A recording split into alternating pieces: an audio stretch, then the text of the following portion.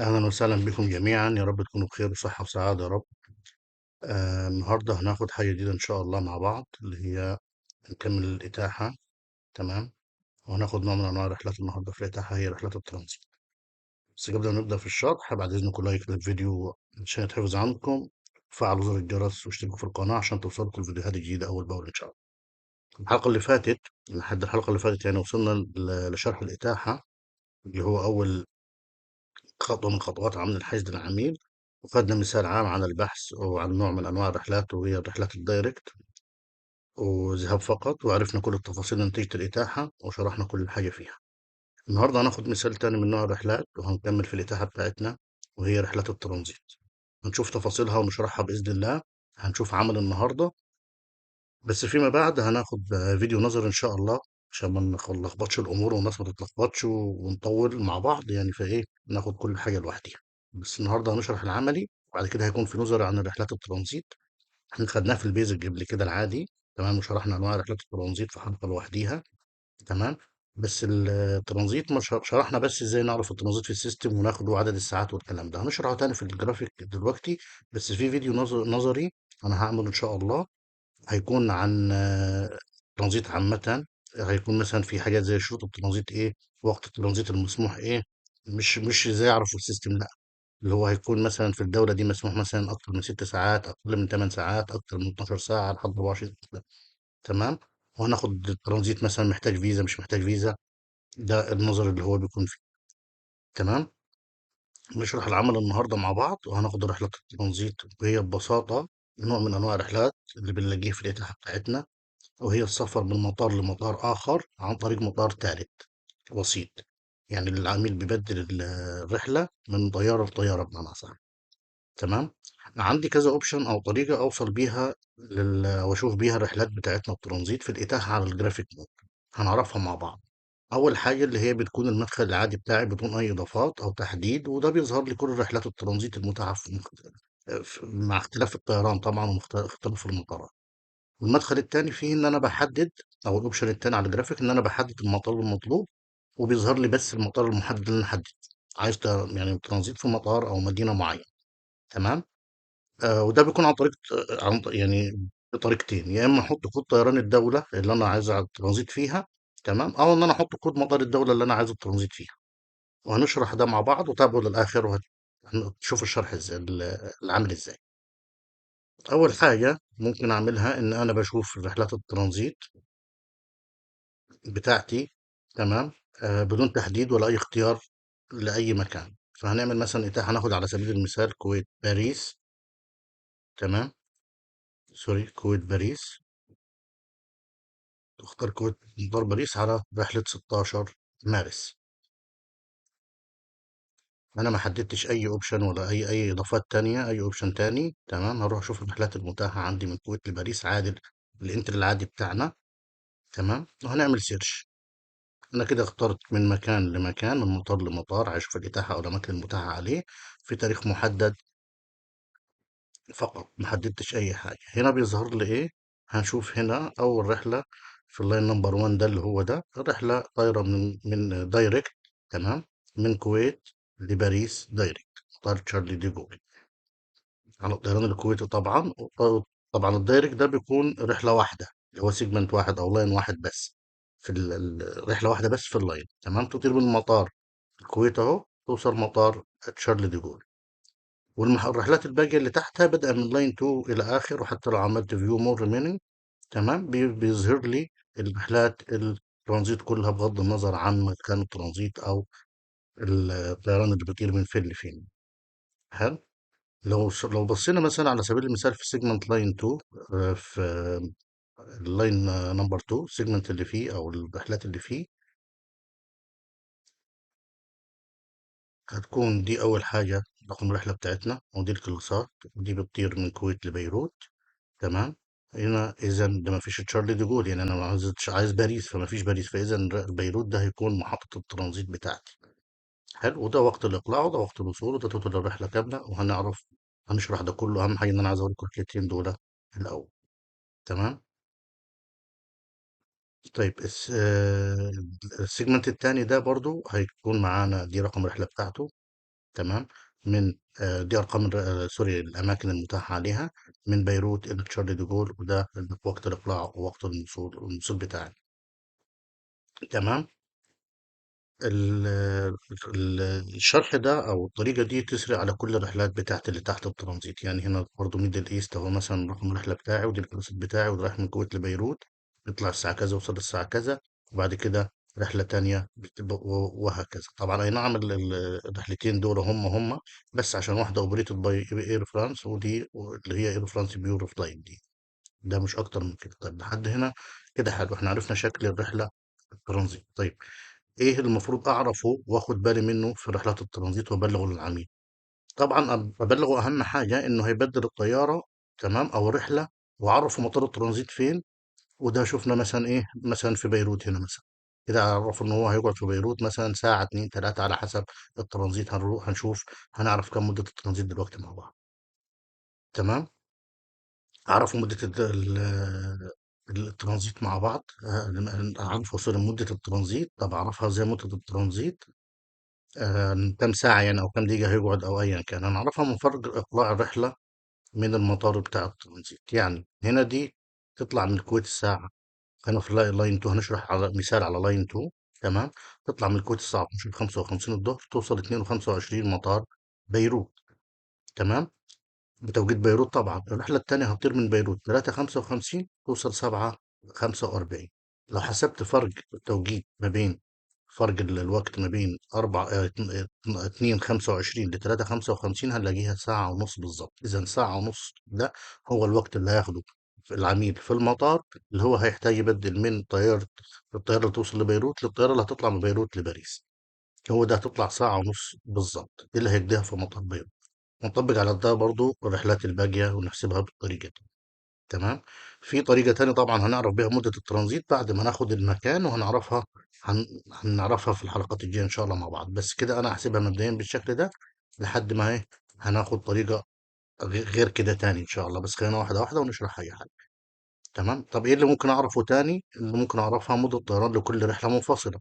اللي هو إيه، يعني مثلا عايز يعرف العميل من الكويت لبيروت هياخد كام ساعة في الجو، ومن بيروت لباريس كام ساعة في الجو. اللي هو يكون إزاي؟ هنروح نضغط على كل رحلة. طبعا دي رحلة ودي رحلة. هنضغط على الرحلة اللي رايحة من كوت لبيروت الأول اللي هي ام اي 405، نضغط عليها. هنا هيظهر عندي ام اي 405، دي رقم الرحلة بتاعتي طالعة من كويت لبيروت، كود مطار الكويت، كود مطار بيروت. طبعا هنا فلايت انفورميشن هو بيديني هنا انه دي الفلايت انفورميشن للرحلة كذا كذا، طايرة تاريخ 16 كويت لبيروت. طايرة يوم ايه برضو، واليوم برضو هعرفه من الداخل هنا. طايرة اس يو ان، اختصار لكود ساندي، كود يوم الأحد يعني، تاريخ 16 مارش. تمام. هنا تطير الساعة 12:55 توصل 2:25 اللي شفناها هنا. طيب ايه 2:30 دي؟ 2:30 دي هي ساعتين ونص يعني. هي توتال الرحلة بتاعتي من أول ما يطلع من مطار الكويت لمطار بيروت، هتاخد ساعتين ونص رحلة. طب زيرو ستوب دي يعني رحلة دايركت من أول ما يطلع من مطار بيروت الكويت لبيروت، مش الرحلة ككل، مش لآخر وجهة تشارلي دي جول، لا. دي اللي هي الرحلة الأولى اللي هي بتطير من الكويت لبيروت، ما فيهاش ستوب، مش هيقف في أي مكان ستوب أوفر. غير الترانزيت طبعا هناخد ستوب أوفر بقى المرة الجاية إن شاء الله. طيب الرحلة التانية، طيب عايز أعرف بتطير إمتى وتوصل إمتى أو كام ساعة، برضه هضغط على رقم الرحلة التانية اللي هو إيه اف ام اي 205، هضغط عليها تظهر لي بياناتها. هنا رقم الرحلة بيروت تشارلي دي جول الأحد 16 مارس 3:55 تطير توصل 7:45. توتال الرحلة في الجو 4 ساعات و50 دقيقة. تمام. طيب كده عرفنا حاجتين. طب ايه برضو مهم ممكن اعرفه تاني واقولها للمسافر، او لو سألنا عليها المسافر بما انها رحلة ترانزيت؟ اللي هي توتال الرحلة. توتال الرحلة يعني ايه؟ يعني من اول ما يطير من الكويت على ما يوصل لتشارلي دي جول بما فيهم الترانزيت، اللي هو توتال الرحلة بتاعته اللي هياخده في الرحلة بتاعته من اول ما يطلع لحد ما يوصل كام ساعة. وهنا هنلاقيها 8 ساعات و50 دقيقة. 8 ساعات و50 دقيقة يعني اللي هي الرحلة بتاعته من أول ما يطلع من مطار الكويت الساعة 12:55 بتوقيت الكويت، يوصل 7:45 بتوقيت باريس بالليل. هي دي توتال الرحلة بتاعته 8 ساعات 50 دقيقة، بما فيهم ال... الوقت بتاع الترانزيت اللي هو ساعة ونص. يعني احنا لو حسبناها دي 8 ساعات و50 دقيقة هنلاقيه حوالي، يعني على ما أعتقد 7 ساعات وتلت تقريبا. اللي هو الإقلاع بس والترانزيت ساعة ونص، هيطلع كل المجموع بتاعي 8 ساعات و50 دقيقة. تمام، لحد هنا شفنا الإتاحة بدون ما نحدد أي مطار. ده الشكل العام للإتاحة، سوري، الرحلة الترانزيت بتاعتنا عشان نشوفها بدون ما نحدد أي مطار. طيب لو العميل مثلا قال لي أنا عايز الترانزيت بتاعي يكون في دبي مثلا، حلو، او مثلا عايز مطار معين، فهنحدد مثلا نقول لو دبي. دبي هيبقى هنعملها ازاي؟ لو تفتكروا لما شرحت لكم قلت لكم ان هنا التايم وايرلاين وكذا كذا، فهنا في كلمة فيا. فيا دي اللي هي عبر او بواسطة او بمعناها الترانزيت بتاعه هيكون فين، هيعبر فين. فيا دي يعني عبور، يعني اللي هو المطار اللي هينزل فيه ويبدل الطيارة رحلة تانية. عايزه مثلا على مطار، احنا بتاعها زي ما هي هنكمل عليها عشان نعرف الفرق. شوفوا الشكل ده زي ما هو ظاهر كده، ميدل ايست ميدل ايست، وهنا الكويت ايروز، ايا كان الرحلات دي ايه. طيب عايزين المطار بتاعنا يكون دبي، ترانزيت في دبي، هنعمل دي اكس بي، نحط كود دبي. تمام، هنختار مطار دبي كده، هيديني الرحلات فقط اللي بتنزل في مطار دبي ترانزيت، واعمل سيرش عليها.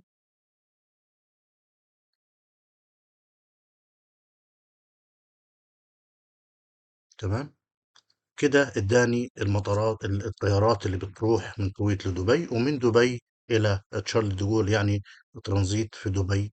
تمام، نطبق عليه طبعا نفس الفكرة. هنا رقم لو عايز يعرف الرحلة بتاعته من الكويت لدبي، اقلاعها امتى وصولها امتى وتوتال الرحلة اهو. تمام، طب وبرضه الرحلة التانية عايز يعرف التوتال بتاع الرحلة من دبي لباريس هتكون كام ساعة اهو. تمام، وطبعا كل تفاصيل اخدناها نطبقها على اي اوبشن هنعمل. تمام، هنا توتال الرحلة بتاعتنا زي ما قلنا هيطلع من الكويت لدبي، وبعد كده بياخد الترانزيت بتاعه هناك. تمام، وبعد كده بيطلع من دبي لشارل ديجول. التوتال بتاع الرحلة 10 ساعات 45. طب عايز أعرف وقت الترانزيت كام، هنحسب الفرق ما بين 6 25 ل 57، هيطلع معانا ساعة 25 دقيقة. كده لحد هنا حلو. طيب لو انا مثلا عايز ان انا مش عايز عن طريق المطار بس، مثلا انا عايز عن طريق طيران معين، مثلا الاماراتيه مثلا، سوري، الطيارات اللي في دبي بتكون بتروح الكويت دبي مثلا الاماراتيه او فلاي دبي. فممكن احط مثلا الاماراتيه، عايز يحدد طيران معين الاماراتيه. تمام، كده الترانزيت بتاعي هيكون في دبي، وتحديدا على الطيران الاماراتيه فقط يصير لي الرحلات اللي بتظهر لي، اللي بتوصلني لتشارلي دي جول في دبي عن طريق الاماراتيه فقط. يعني انا عايز الترانزيت في دبي كده، والاماراتيه بما فيهم الاماراتيه لان الاماراتيه بتنزل دبي.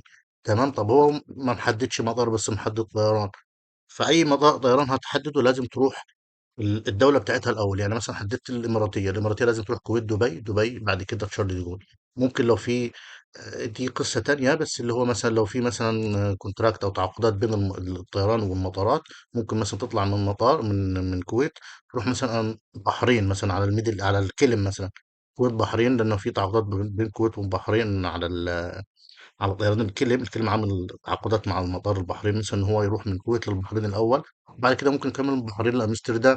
فانا مثلا هو عايز يروح على القطريه مثلا، او عايز يروح على الكلم او ايا كان، فيديني عن الطيران نفسه واقول له الوجهه بتاعتك هتكون من كذا لكذا ومن كذا لكذا، والطيران القطريه هو اللي حدده واختاره، فهيظهر لي الرحلات بالشكل ده.